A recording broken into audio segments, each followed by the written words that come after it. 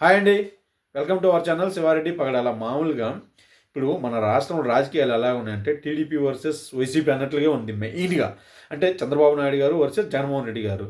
సుదీర్ఘకాలం అంటే 15 ఏళ్ళు వాళ్ళిద్దరి మధ్యనే ఎక్కువ జరిగింది ప్రత్యర్థులుగా.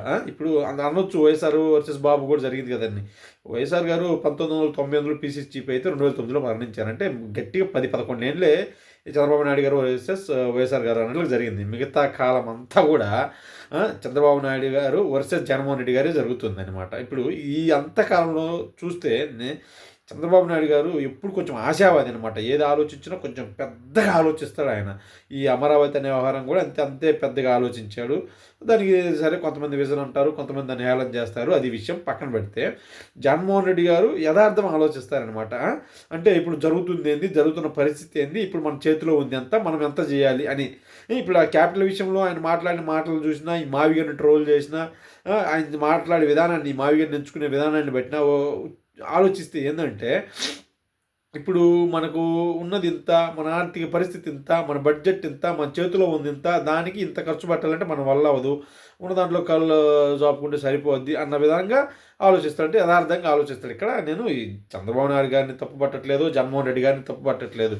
వాళ్ళ ఆలోచనలు అలా ఉన్నాయన్నమాట. మామూలుగా అయితే జగన్మోహన్ రెడ్డి గారి వయసు ఇప్పుడు ఎంత 50 చిల్లర ఉన్నాయన్నమాట. ఆయన ఇంకొక 25, 30 ఏళ్ళు రాజకీయం చేయగలడు. ఆయన ఆలోచించాల, సుదీర్ఘకాలమైన ఆలోచనలు, ఇంకా ముందుకెళ్ళి ఆలోచించాలి. ఆయన చేయాలి ఇట్లాంటి ఈ ఆశావాద రాజకీయాలు. ఇది మన పాపులేషన్ ఇప్పుడు 5, 6 కోట్లు ఉంది. ఇంకొక 20, 25 ఏళ్లలో 12 కోట్లు కావచ్చు, 15 కోట్లు కావచ్చు. మనకి ఇది సరిపడదు, మనకు పెద్దగా కావాలి. ఏ అప్పటికి చాలా కంజెస్టెడ్గా అయిపోతుంది. ఇప్పుడు పక్కన స్టేట్లు చూసుకున్నా కానీ, వేరే స్టేట్లలో ఉండే క్యాపిటల్ పరిస్థితులు చూసుకున్నా కానీ అదే అవుతుంది. ఒకప్పుడు అవి చిన్నగానే ఉన్నాయి. మెల్లగా మెల్లగా మెల్లగా పాపులేషన్ అంతా ఒకే చోట చేరటం వల్ల పెద్దగా అయింది. సో ఏదన్నా పెద్దగా కావాలని ఆయన ఆలోచించాలి. కానీ ఆయన దానికి భిన్నంగా ఆలోచిస్తాడనమాట. ఎందుకంటే ప్రస్తుతాన్ని బట్టి ఆయన ముందుకెళ్ళి చూడట్లేదు. ఎంతసేపటికి ఈరోజు మన ఆర్థిక పరిస్థితి ఎంత, ఈరోజు మన బడ్జెట్ ఎంత, సో మనకు ఇంత పెడితే ఇది సరిపోద్ది అనేదే ఆలోచిస్తుంది. కానీ అంత ముందుకెళ్ళి ఆలోచించట్లేదు. అఫ్కోర్స్ నేను అట్లా తప్పట్లేదు. ఆయన ఆలోచించేది ఒకందుకు మంచిదే. ఇప్పుడు ఉన్నది మన దగ్గర డబ్బులు లేవు, అప్పులు తీసుకొచ్చి ఇవన్నీ చేసి జనాలను ఇంకా అప్పులు నెట్టడం ఎందుకు, ఉన్న దాంట్లో సర్దుకుంటే మేలు కదా అన్నట్లుగా ఆలోచిస్తున్నాడు ఆయన. కానీ అప్పులు తీసుకొచ్చి అక్కడ మనం చేసేసి దాని ద్వారా ఆ అప్పులు తీర్చేసి అన్నట్లుగా ఆలోచించట్లేదనమాట ఆయన. దానికి ఇప్పుడు చంద్రబాబు నాయుడు గారి ఆలోచనలు ఎట్లా ఉంటాయంటే, ఇప్పుడు ఆయన 75 ఏళ్ళు అయినా కానీ ఆయన యథార్థానికి ఆలోచించట్లేదు. ఆయన ముందుకెళ్ళి ఆలోచిస్తుండనమాట. మనం ఎంత సరిపోదు, చాలా కావాలి, చాలా పెద్దగా చేయాలి మనము. ఎందుకంటే ఇది చాలా పాపులేషన్ పెరుగుద్ది. ఇప్పుడు మనం అప్పులు తెచ్చినా కానీ తర్వాత దాన్ని స్టాండర్డ్ అలోన్ సీట్ చేసి దాని ద్వారానే మనం అప్పులు తీర్చొచ్చు అన్న విధంగా ఆయన ఆలోచిస్తున్నాడు.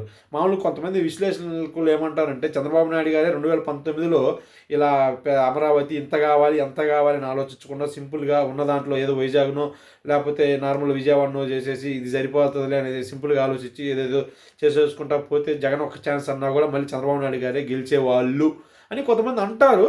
బట్ ఆయన ఈ పెద్దగా ఆలోచించడం వల్ల అదేమి అవ్వకపోవటం వల్ల, ముందుకెళ్ళి సాధ్యపడకపోవటం వల్ల ఈ గ్రాఫిక్స్ ఆడేం లేదో అన్న ప్రచారాన్ని జనాలు నమ్మేసి ఆయన వాడగొట్టారని కూడా కొంత అంటారు అనమాట. ఇది జరుగుతుంది. మనకు అంటే నా వరకు నేనేం చెప్పదలుచుకుంటున్నానంటే, ఇప్పుడు రాష్ట్రం అనేది కుటుంబం లాంటిది అనుకుందాం అనుకో. కుటుంబ సీఎం అనేది వాళ్ళు కుటుంబ పెద్దే. ఇప్పుడు మన కుటుంబం ఉంది, పిల్లలు అంటున్నాను నాకు అది కొని, నాకు ఇది కొని, నాకు అది చేయి, నాకు ఇది చేయి అంటున్నాం అనుకో, అది నేను చేయలేను బాయ్, నా వల్ల కాదు బాయ్, నేను ఇదే చేయగలను అంటే వాళ్ళు నొచ్చుకుంటారు పాపం. నొచ్చుకుంటారు కాబట్టి మనం ఏం చేయాలి, అరే నాయన చేస్తాంరా, మనం చేద్దాం, మనం ఇచ్చేద్దాం అని నచ్చజెప్పి ముందు వాళ్ళకి, తర్వాత మనం ఏం చేయాలో ఆలోచించి చేసేసి కొంచెం కష్టమైనా కానీ వాళ్ళకి అది అందియాలి. అది ఒక విధానం. రెండోది, మనము జీవితంలో మన వల్ల అవదే, మనం ఎదగలేమే, మన ఇంతే, మన బతికింతే అని మనం అనుకున్నాం అనుకో, మనం ఎదగలేము. మనము ఏదన్నా అదే అంటారు కదా, గోల్స్ పెట్టుకోవాలని, మనం ఉన్నతంగా ఆలోచించుకోవాలా మన గురించి.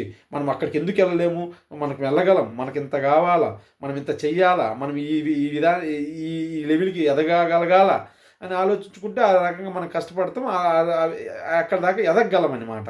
అంతేగాని అబ్బాయి మన వల్ల అవదే ఇవన్నీ మన వల్ల అయ్యే పనులు కాదు, మనం ఏడే ఉందాం, మనం ఇంతకు మించి ఎదగొద్దు అని అనుకుంటే మనం ఆడే ఉంటామన్నమాట.